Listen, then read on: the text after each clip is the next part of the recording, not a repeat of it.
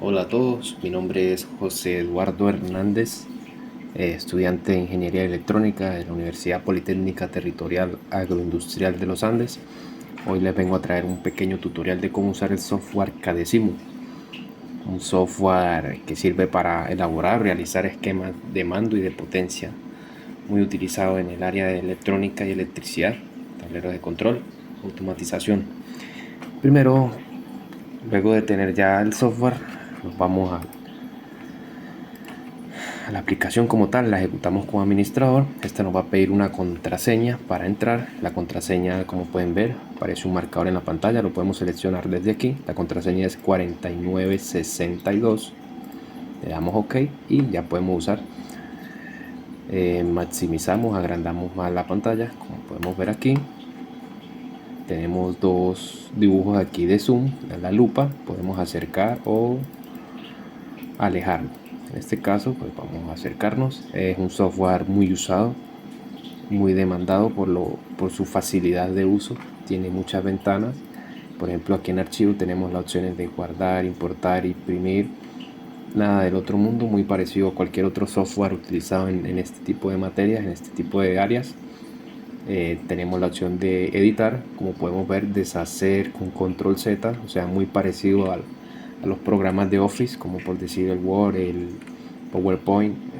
Para todos que tengan experiencia, pues es muy parecido. Tenemos las opciones de dibujar, hacer líneas, rectángulos, cualquier figura geométrica, rellenarlos con color, dependiendo a la necesidad que se quiera, el circuito que se quiera simular como tal.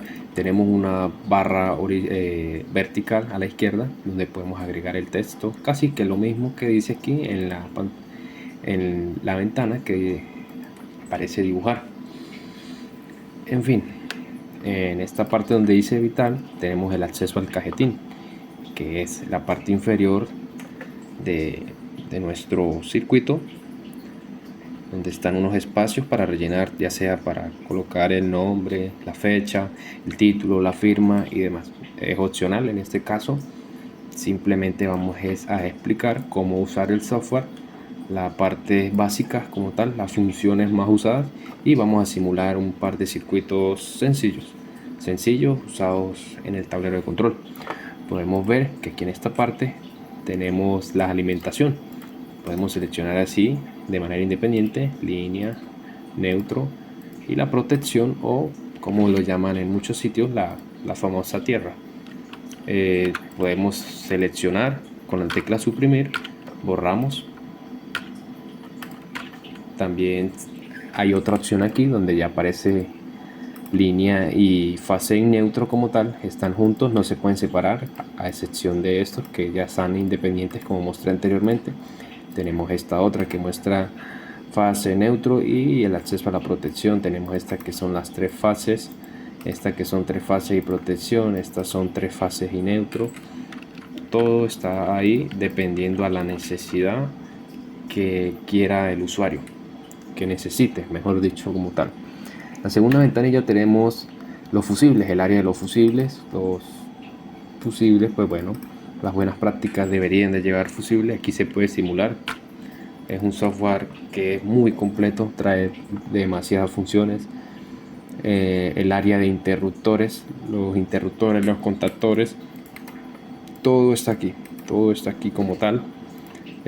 Un contacto simple hasta un contacto cuádruple y demás, están todos aquí. Tenemos para también simular motores. En este caso no los vamos a usar, pero es importante tener en cuenta que tiene el área de motores, tiene el área de potencia como son resistencias y demás, el área de los contactos, ya sean normalmente abiertos, normalmente cerrados, conexiones básicas, el área de pulsadores de accionamientos. Por ejemplo, este es un pulsador normalmente abierto, un pulsador normalmente cerrado. Hay demasiados como tal. Están el área de interruptores del switch, de manera que se quedan enclavados. Muy importante esto, ya que me di cuenta. Por ejemplo, cambiar el nombre de cada uno de ellos, porque como pueden ver, en el momento en que yo selecciono uno, como tienen todos, pues se va a volver loco. por así decirlo. Por ejemplo, aquí selecciono ese y ya no se enclavan todos, solamente uno solo. Selecciono A y como este es un pulsador, en el momento en que yo presiono, este se cierra. Y como dije anteriormente, pulsador más no interruptor, vuelve a su estado inicial. Por ejemplo, este es normalmente cerrado y lo presiono, se abre. En fin, seguimos. Tenemos para seleccionar bobinas, la parte de lógica, las entradas y salidas, seleccionar el tipo de cable y demás. Ya entraremos en detalle más adelante. Vamos a hacer un pequeño ejemplo, un circuito básico. Empezamos por la alimentación. Voy a utilizar esta misma que está aquí, la línea y el neutro que están juntos. Voy a usarla. Voy a hacer el circuito para energizar, para encender un piloto neón. Y después hacemos algo más, digámoslo así, un poquito más, con un grado de dificultad un poquito mayor. Empezamos. Voy a seleccionar un pulsador normalmente abierto, normalmente abierto, una bobina para usar un contactor. Recordamos que los contactores son dispositivos, por así decirlo, electromecánicos. Como pueden ver aquí, esto es una bobina. En el momento en que la bobina se energiza, todos sus contactos se cierran, dependiendo del uso que el usuario quiera darle. Se me pasaba por alto el mostrar los pulsadores. Normalmente vienen así. Hay mucha variedad de pulsadores como tal, pero es importante tener en cuenta todo eso. Empezamos a cablear. Seleccionamos aquí, aparece para el cable de fase, cable de neutro, pero pues independientemente colóquele el cable que le coloque, pues aquí va a funcionar. Esto es un software y está diseñado para eso, para, por así decirlo, ensayo y error.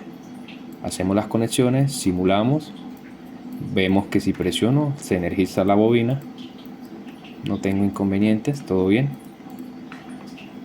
Paramos la simulación, vamos al área de bobinas. En el área de bobinas están el piloto de señalización, el piloto neón.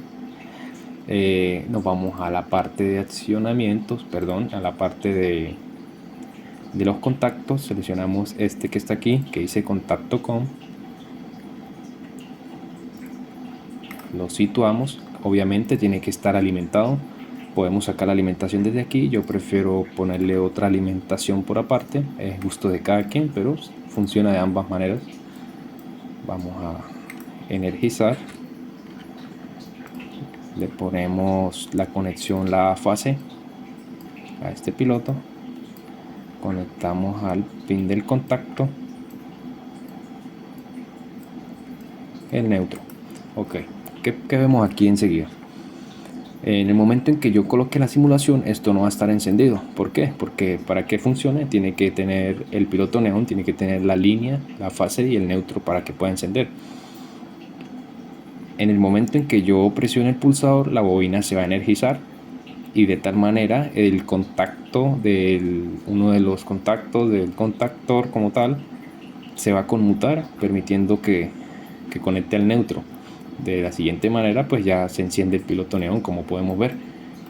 ¿Qué pasa? ¿Por qué no se queda encendido? Porque como dije anteriormente, esto es un pulsador, no es un interruptor como tal. Vamos a hacerlo ahora con un interruptor.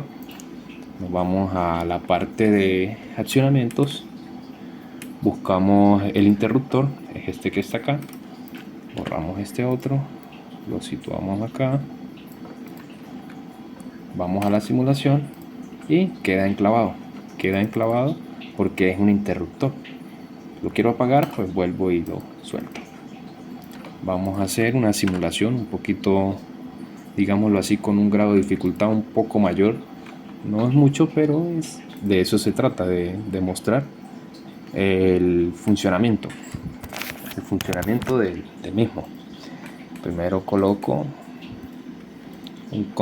un pulsador normalmente cerrado. Vamos a hacer un poco más despacio, pulsador más. Ya les voy a explicar para qué voy a usar dos pulsadores, perdón. La idea es que el circuito que tengo en mente quiero que funcione de la siguiente manera, con pulsadores. Como les dije, pulsador lo presiono y en el momento en que dejo de presionar, vuelve a su estado anterior, al estado inicial, por así decirlo. Nos vamos a la parte de contactos, selecciono un contacto simple y muy importante, se me pasaba por alto el cambiarle el nombre a los pulsadores, de tal manera de que si yo no lo cambio, entonces se van a activar los dos al mismo tiempo y pues no va a funcionar realmente.